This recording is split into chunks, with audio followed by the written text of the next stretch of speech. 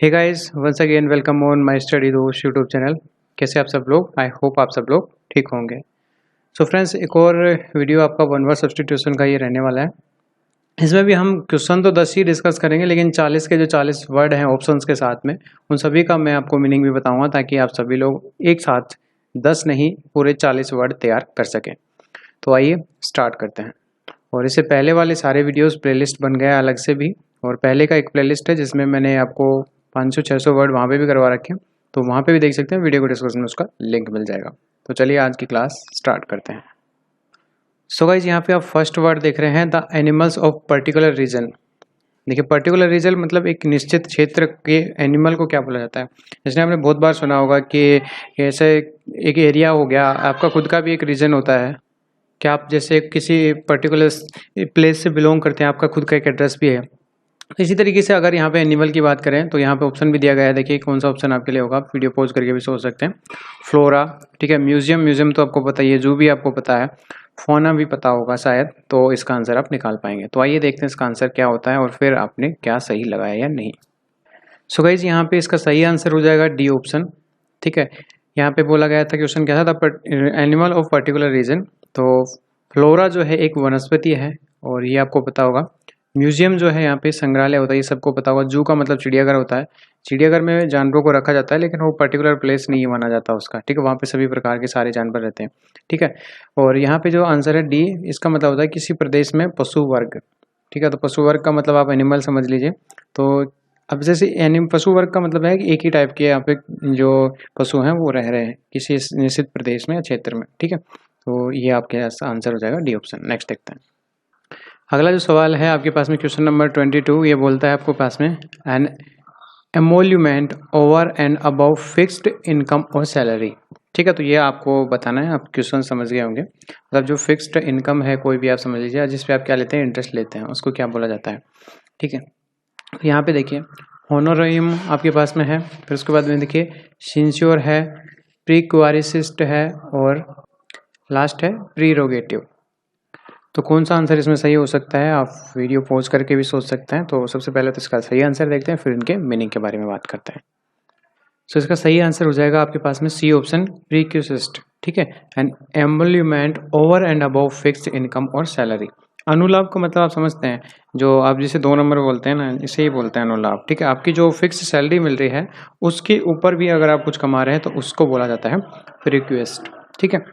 तो ये आपके पास अनुलाभ हो गया। उसके अलावा देखिए ऐसे वो वर्ड आपके पास में दिया गया है होनोरियम, इसका मतलब होता है मानदेय। तो होनोरियम आपके पास में वर्ड है, इसका मतलब हो गया मानदेय। और सिंश्योर मतलब कार्यभार रहित नौकरी। ये आपके पास में आपने जो देखा होगा, गवर्नमेंट जॉब आप क्यों लेना चाहते हैं, इसीलिए लेना चाहते हैं क्योंकि वहाँ पे वर्कलोड जो है बहुत कम होता है, ठीक है। तो कई बार आपने देखा होगा कि मतलब काम कुछ है ही नहीं, पर सैलरी उसका मिल रहा है, ठीक है। तो उसको बोला जाता है अनुलाभ। का मतलब होता है जिसमें आपको पास फिक्स सैलरी भी मिल रही है, उसके अलावा आप ऊपर से भी कमाई कर रहे हैं, ये होता है, ठीक है। और प्रेरोगेटिव का मतलब होता है, प्री का मतलब ये आप समझ लीजिए पूर्व से रिलेटेड हो जाएगा, ठीक है, पूर्वपेक्षित। तो ये इसका मतलब हो गया। सारे मीनिंग मैंने आपको समझाने की कोशिश की, तो इन वर्ड को ध्यान रखिएगा, स्पेशली इसको भी याद रखिएगा, ये भी पूछा जा सकता है। नेक्स्ट देखते हैं। फिर अगला सवाल है आपके पास में, a continuous process of change is known as, ठीक है।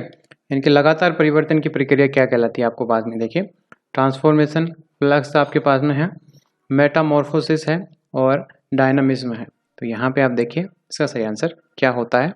आपको सारी चीज़ यहाँ पे क्लियर होगी, इतना हार्ड ये है भी नहीं। नेक्स्ट देखते हैं फिर।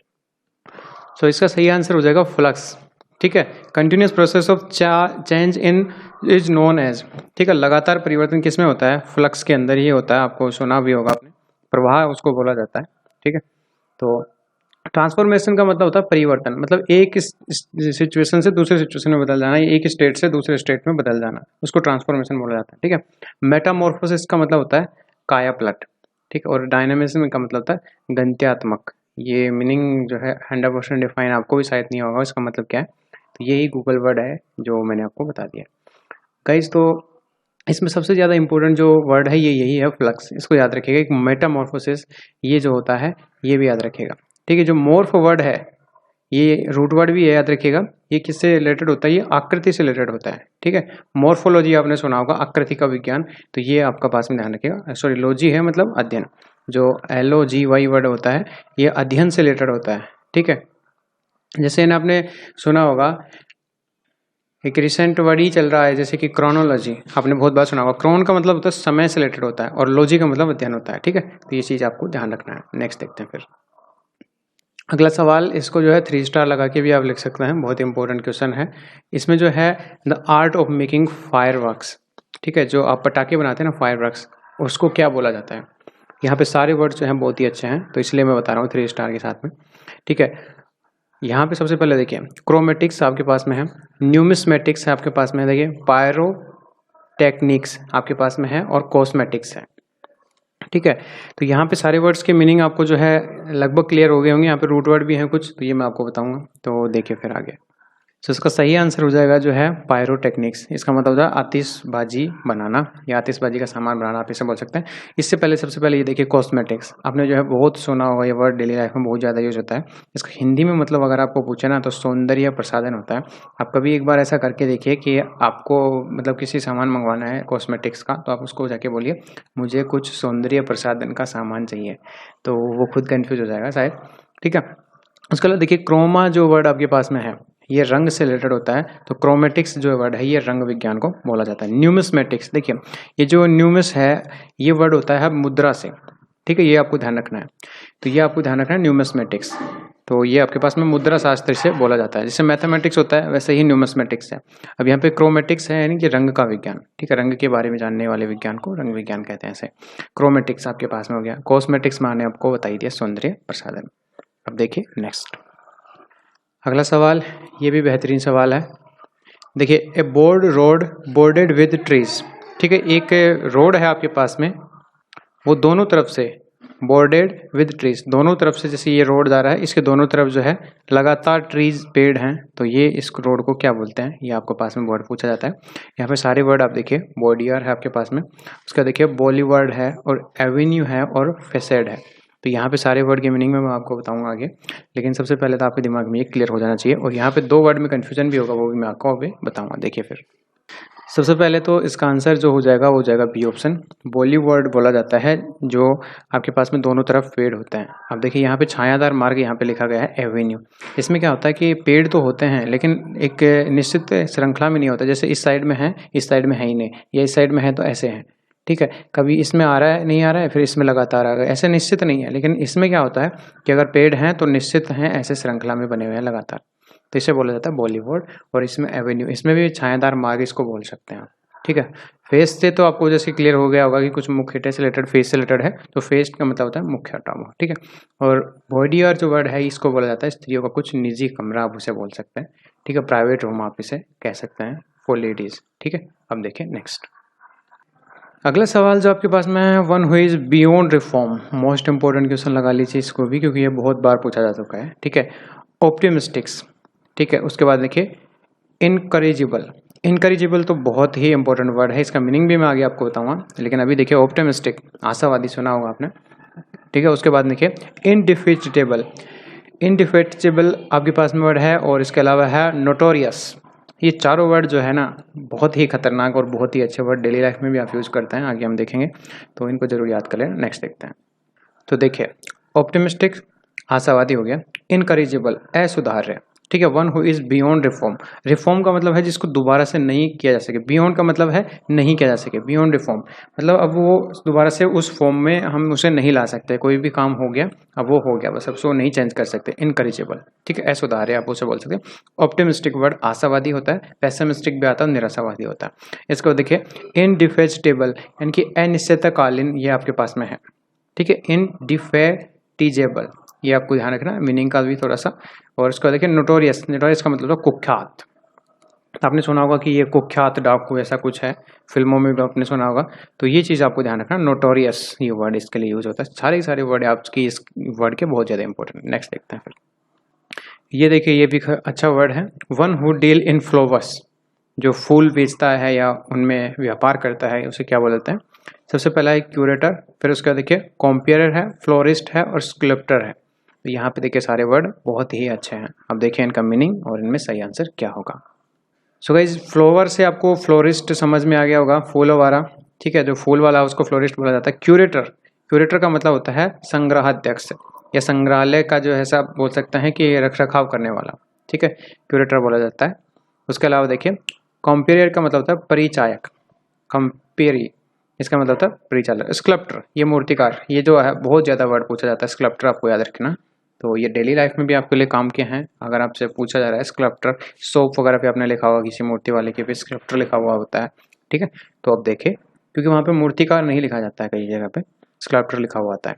अब देखिए नेक्स्ट अगला वर्ड देखिए, ये भी काफ़ी अच्छा वर्ड है, हार्ड टू अंडरस्टैंड, जिसको समझने में आपको क्या हो, परेशानी हो, मुश्किल हो समझने में, ठीक है। तो ये देखिए यहाँ पे है आपके पास में पंक्चुअस, ऑब्ट्यूज, अब्सुर्ड और एब्स्ट्रियस। तो ये सारे वर्ड बहुत ही अच्छे हैं, इनको नोट करना है। मेनली जो मेरा टारगेट है यहाँ पे 40 वर्ड देने का एक वीडियो में, वो आपको नोट करवाना कि अच्छे अच्छे वर्ड्स आप उनको याद रखें, सिनोनियम में भी, एंटोनियम में भी, और ये आपके वोकैबुलरी इंप्रूव हर जगह पे करेंगे। ये वर्ड तो हम पढ़ ही रहे हैं। तो इसका जो सही आंसर हो जाएगा उसका तो आपके पास में हो जाएगा एब्स्ट्रियूज, मतलब दुर्बोध आप इसे बोल सकते हैं। दुर्बोध, बोध का मतलब क्या होता है, जानना या समझना, और दुर्बोध का मतलब जिसे मुश्किल हो, समझा ना जा सके, ठीक है, हार्ड टू अंडरस्टैंड। इसका सही आंसर हो जाएगा एब्स्ट्रियूज। उसके अलावा देखिए एब्स्योर्ड जो आपके पास में वर्ड है, इसका मतलब होता है बेतुका, ठीक है।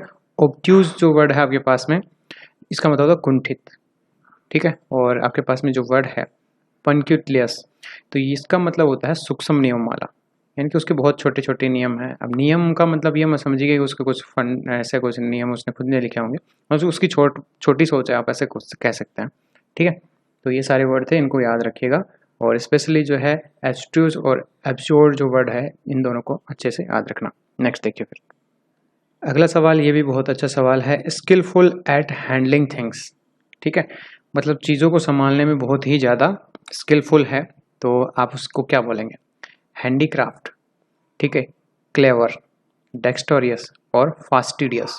एक का एक वर्ड जो है आपके लिए इंपॉर्टेंट है, इन सभी को आप नोट कर लीजिएगा। कोई ना कोई वर्ड हर जगह पे आपके पेपर में यूज होता रहता है, इन सभी को याद जरूर रखिएगा।